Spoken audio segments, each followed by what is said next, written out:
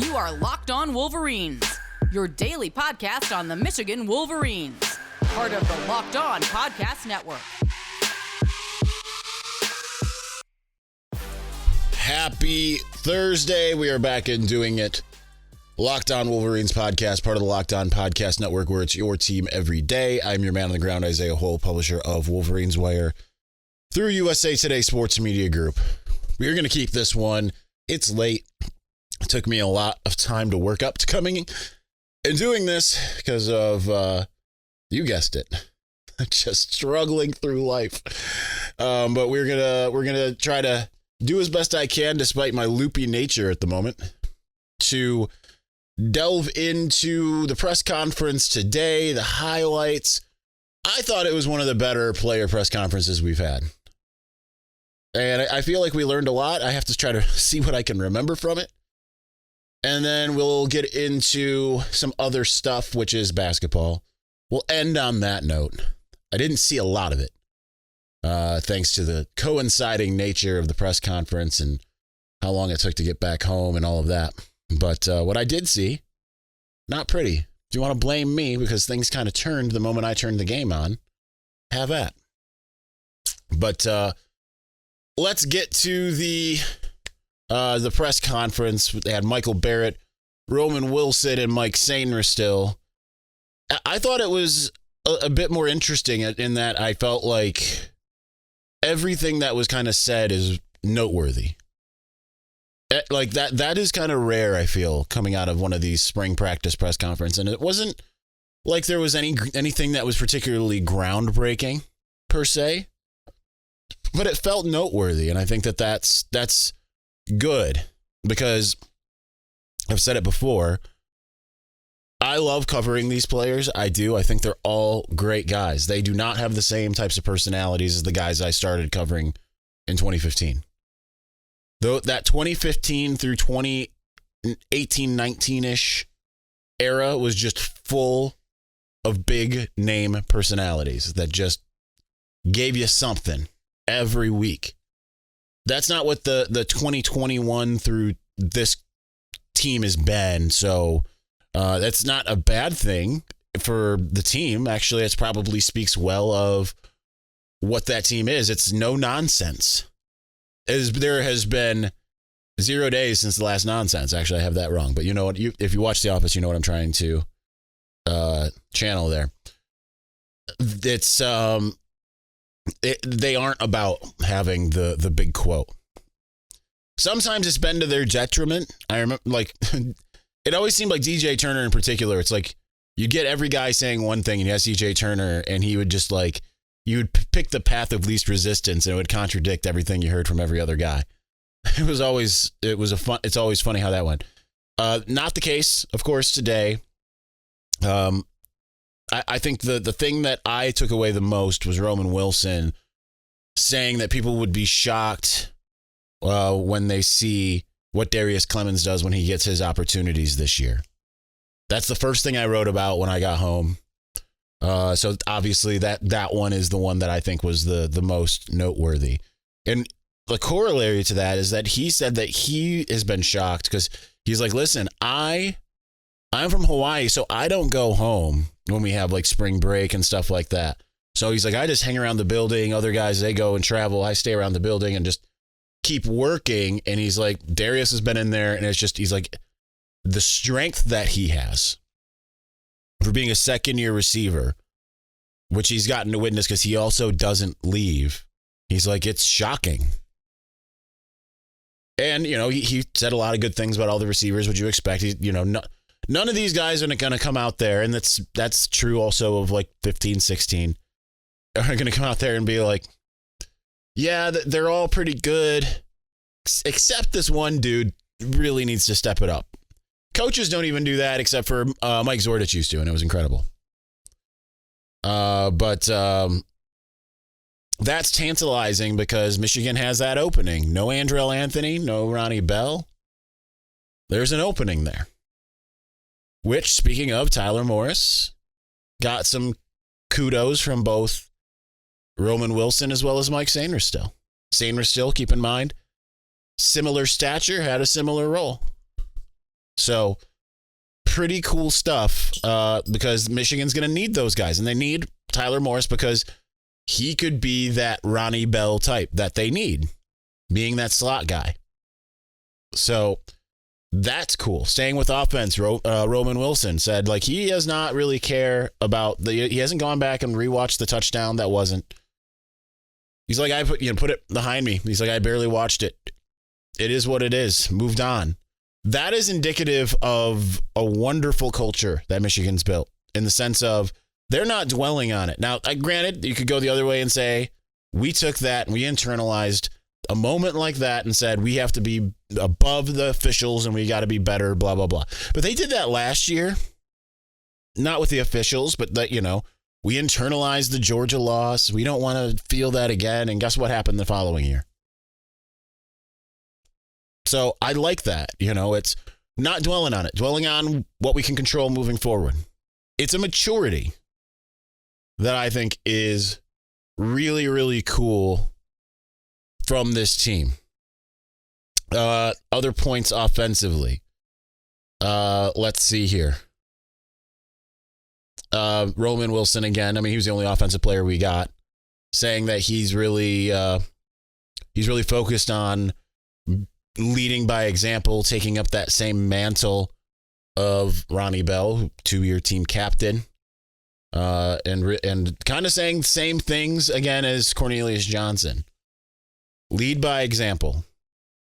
Being a team leader is important to him. And I think that they're saying all the right things, all the things you hope to hear.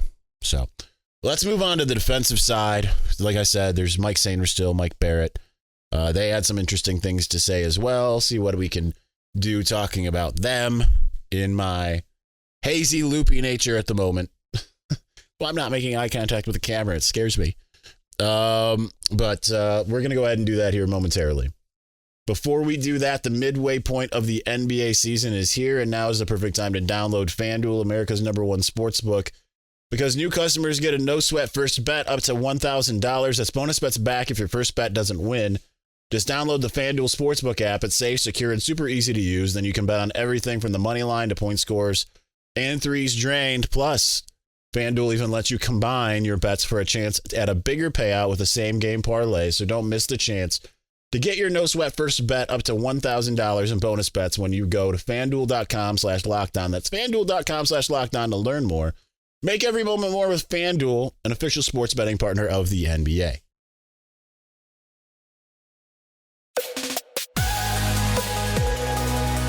I do want to clarify one thing, since I'm referencing that I am not feeling well. I don't want any pity.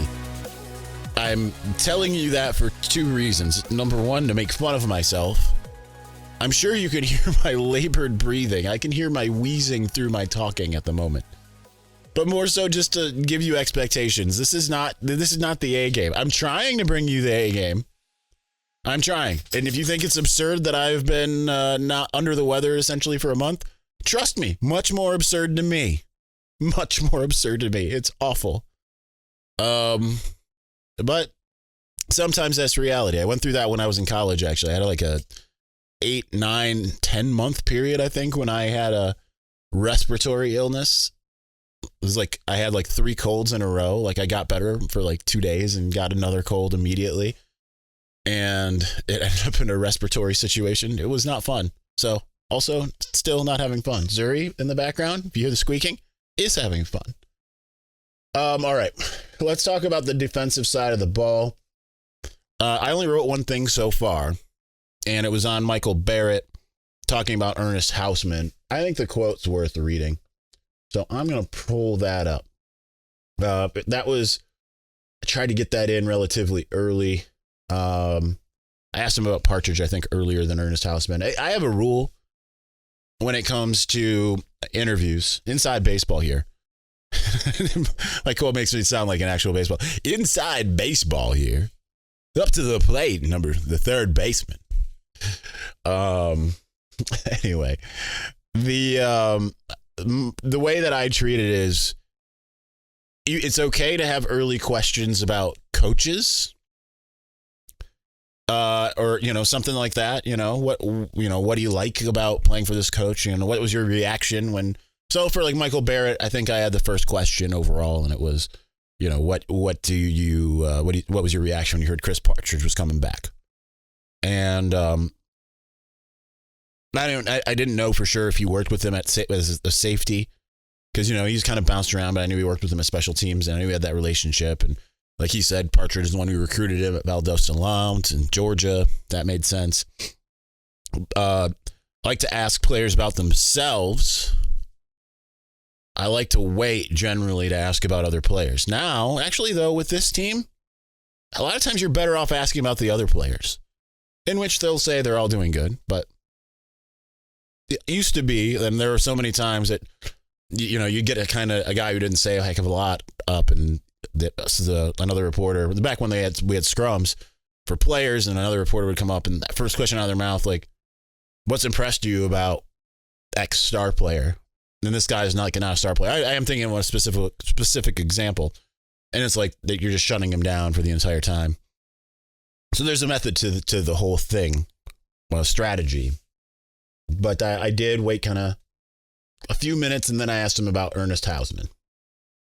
So what impresses him about Ernest Hausman?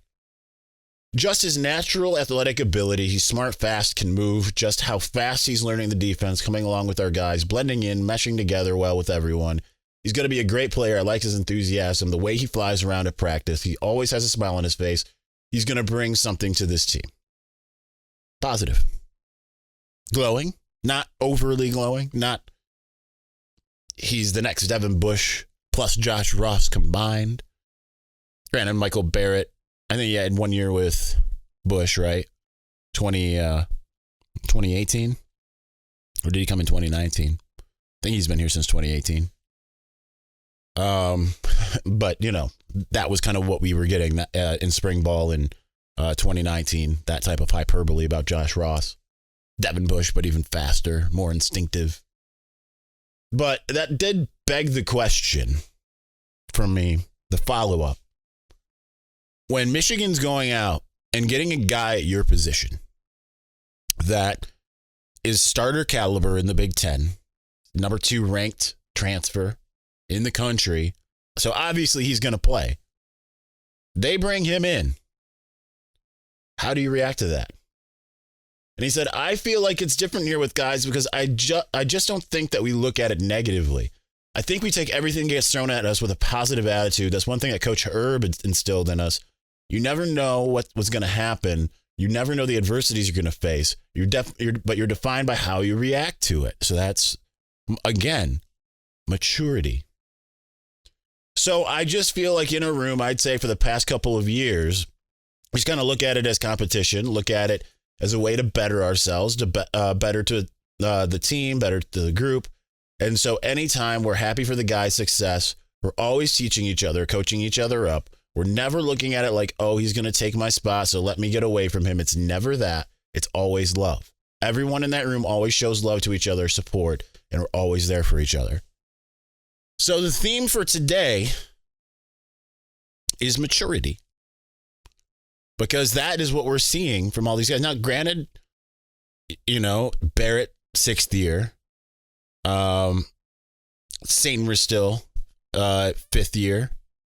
And Roman Wilson, 4th year. So, obviously, you'd hope that those guys would be mature. But, nonetheless, Michael Sainristil still talked about, when things kind of changed. And, for this team, when did it change? Why did it change? He said, this is something I feel like was kind of new. He said the leadership council. When Harbaugh established the leadership council coming out of 2020, gave the players that opportunity to have more input and be leaders. Because, of course, he's already a leader. He's a team captain, and he's carrying that forward. It's so much a leader that he said, being a high school teammate with Josiah Stewart, he's the one who said to Jim Harbaugh, hey, I got a buddy down at Coastal. You got to take a look at him. See what he can bring to the table. He might be able to help this team. And Jim Harbaugh listened. Think about that for a second. Think about how much you have to respect a player to have that type of reaction. Keep in mind, Ronnie Bell said he said the same thing about his brother. when he, as a recruit, showing the coaches, showing Jim Harbaugh, like, I think my brother might have something here. Check it out. But think about that. Think about that even in your own professional life. Think about that in your own world. Whether you're a parent or, you're a boss or you just have a level of expertise in something. You're Michigan football that someone else doesn't have. And they come to you and they're just like, hey, I am lesser than you at this, but I have a suggestion. And you don't just immediately be like, thanks a lot, dude. Yeah, I'll check it out.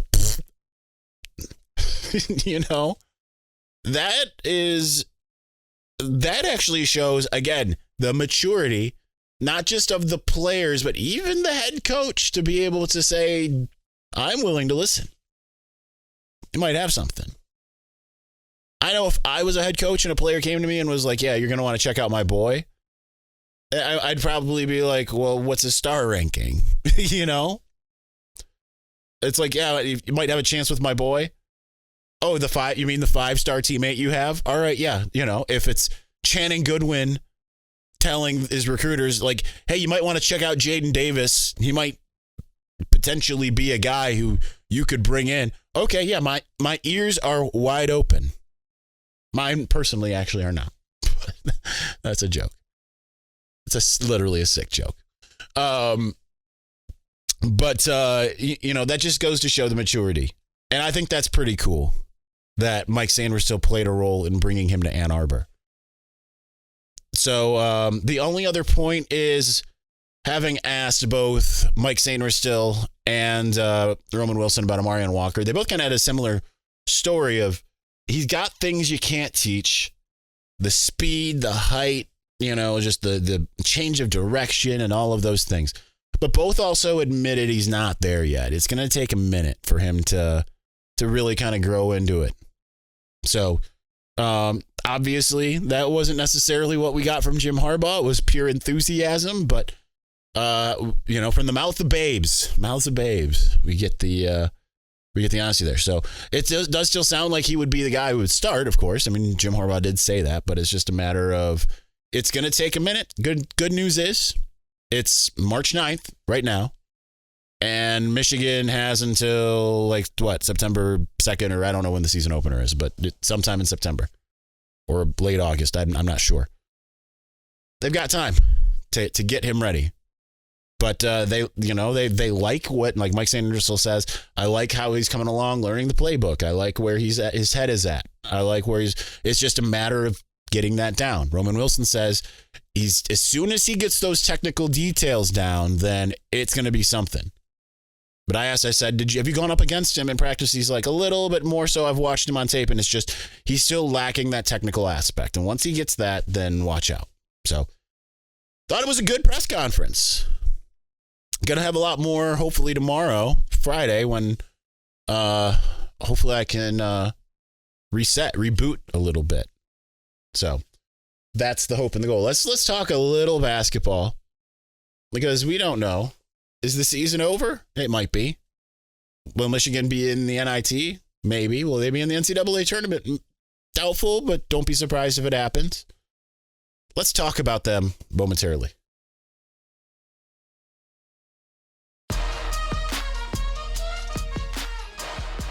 Every time I start the podcast, I swear, Zuri becomes a completely different animal. Half the time she's like, leave me alone. And then I start and she's just over here. She can't not be here to get attention because she is not currently getting it. That's for you, Jimmy Whitner. I'll answer your Zuri question on the mailbag tomorrow as well. But that's for you. Let's see if we can get her on camera for those watching on camera. There she is. Zuri joins the show. Anyhow, so Michigan basketball flamed out in epic fashion, hitting 4 of 19 in the entire second half. I think that's a program low. They had a 3-point lead against Rutgers going into halftime. I at least pulled it up on my phone while I was driving. I couldn't listen to it. I had some calls that I had to be on for this house stuff. But So anyway, I get home, turn it on, 10 minutes left in the game. Michigan's down by 4. Okay, no biggie. And man, they can get nothing going. Same old story, man. Except for the difference is most of these games have worked one way. Michigan drags out all the way towards the end. They have a late lead with like 4 minutes left. You start thinking a la George Michael running for class president in Arrested Development. I'm going to win this thing. And then out of nowhere, Steve Holt comes out and everyone starts chanting 4 more years. Apropos to use Steve Holt as Rutgers in this case. But Michigan couldn't stop them. Every time Michigan had an opportunity, that once Michigan finally found a way, I mean, they were in the double bonus by the time I even turned the game on. Every time they had an opportunity, couldn't stop them. Michigan gets to the line, hits a free throw or two. Maybe it's a 10-point deficit or 12, 13, something like that. They go down. Rutgers scores with seeming ease. What a disappointing season. And I know there's some of you out there that don't want me to talk about basketball at all because I have not been nearly invested as I have been in the past. Part of it is, in part, because I don't have to be, thanks to Trent Knoop, my lovely writer over at Wolverines Wire. But the other part is because I also have watched this team. And it's been a bad product all year long. So what does that mean? Because we don't know what Michigan's fate is. They may have played their last game of the season. They may end up being in the NIT. Dark horse certainly to end up in the NCAA tournament. I don't think they'll be in. I think that they just needed 1, maybe 2 wins, but finishing out the season the way they did, I don't see it. I'll be surprised if I'm writing that article on Sunday. But I know there's a lot of people that are fire Juwan, all that kind of stuff. Listen, I'm willing to cut him a little bit of slack. Now, last year, also not good. So not good that I don't remember it. I was talking to my best friend about it on the phone today.